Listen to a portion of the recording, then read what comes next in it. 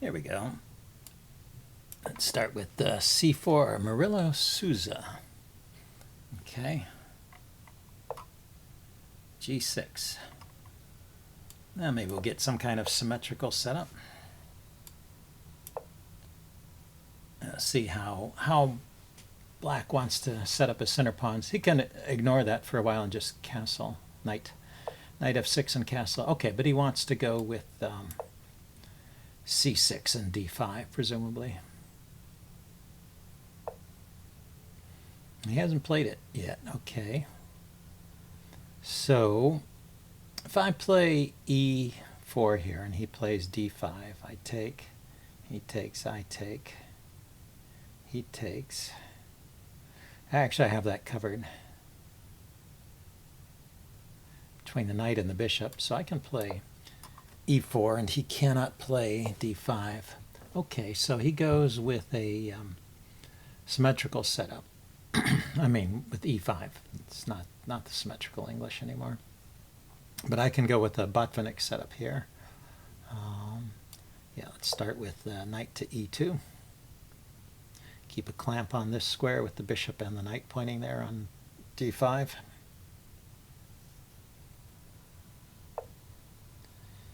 And I can castle here. And let's stop the knight or the bishop from coming into the g4 square so that I can play bishop to e3 here. So I'm going to start with this move. Open up a diagonal for the bishop. I have to do something about the b pawn here that the queen is looking at. If I just move bishop to e6, he can really just take there. So I guess queen to c2 is the move here.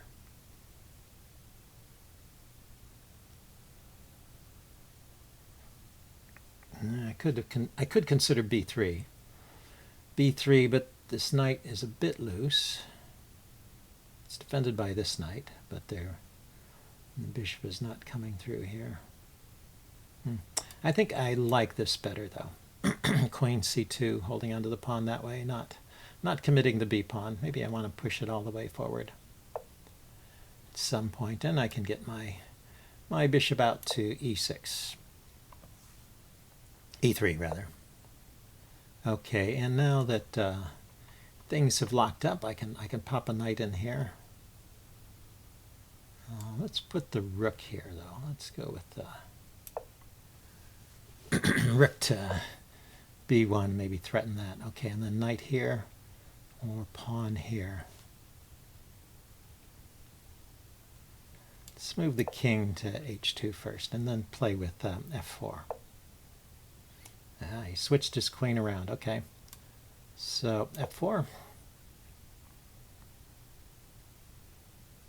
Yeah, this square is still available for my knight. He'll probably just trade it off when I play there. So I'm just going for the king side attack here, I think.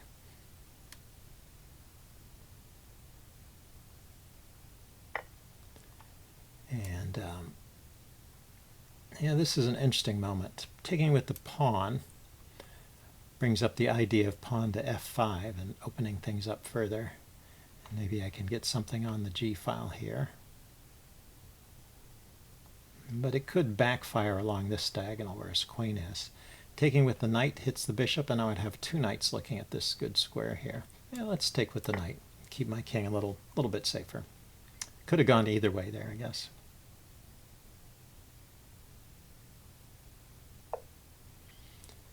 And he can pop his knight into this square. I will just trade it off. So if I go here and he plays knight takes knight, I play knight takes. He plays bishop takes knight, I take pawn takes. He plays his knight here, I take it, and he can't take back because of the pin on the queen.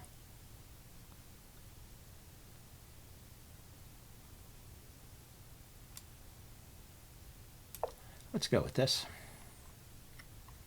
It does open up a bit of an attack on that knight. Yeah, it's only defended once and it's attacked twice, so it's kind of a forcing move there.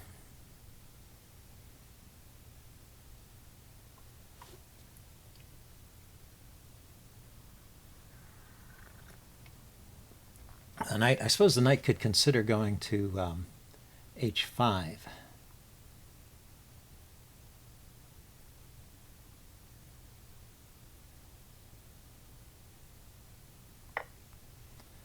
Took with the bishop. Okay, I'm still going to take back with the knight.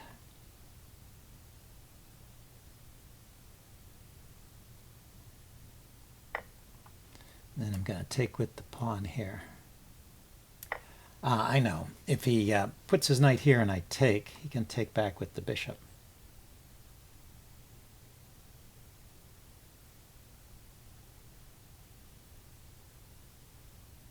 So probably if he puts the knight there, I will go queen to, or if he puts the knight there, I will also go queen to d2, lining up a battery here against his bishop.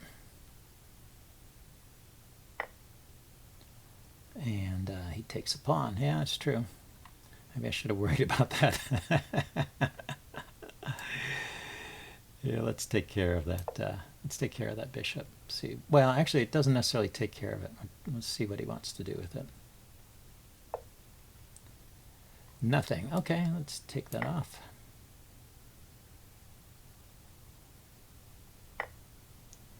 And then let's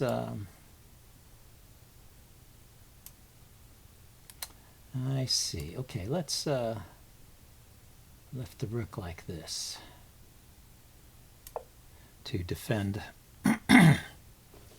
defend my backwards d pawn there, so I can bring the queen over. I'll pile up on the f pawn. That's my plan. And he is going to defend his f pawn.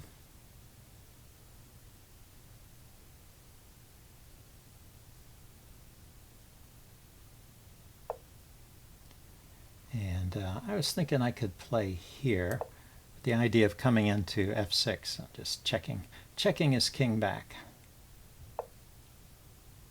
And yeah, he allows that. So let's park the queen there. Looks like a good square. And maybe bring a pawn forward.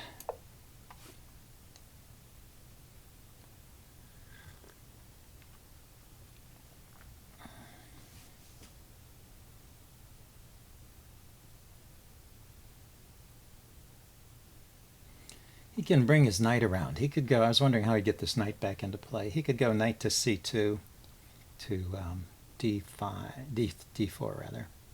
Bring it in that way.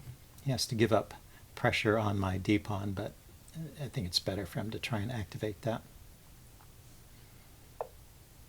Aha, so he decided to push the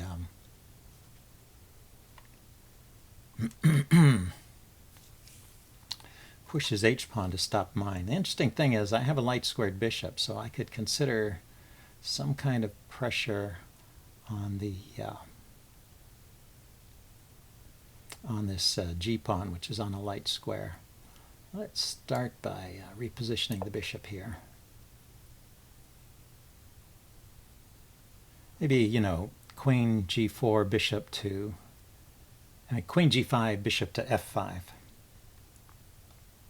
And sacrifice on g6 there. That might be something.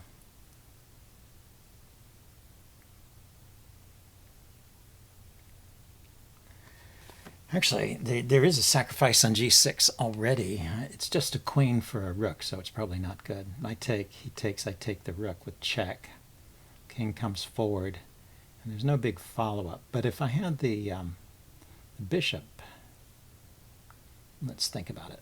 Queen takes, pawn takes.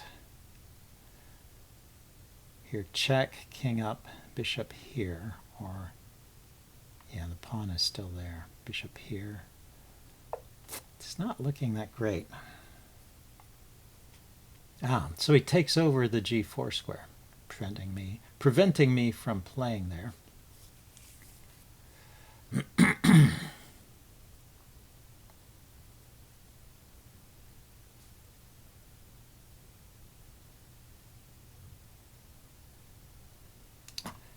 So how about bishop to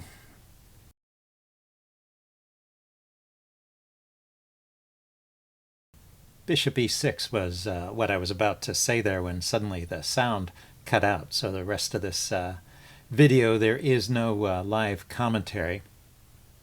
My opponent took a long time to think about what his response was, but I think Bishop e6 is kind of the turning point in the game, and it was quite a nice game after that, so I wanted to upload this anyway. I hope you will forgive the silence, and you can kind of watch my mouse roll around as I am thinking about different options. He takes quite a while to respond to this first move, but then the game continues, and see you guys later. Bye.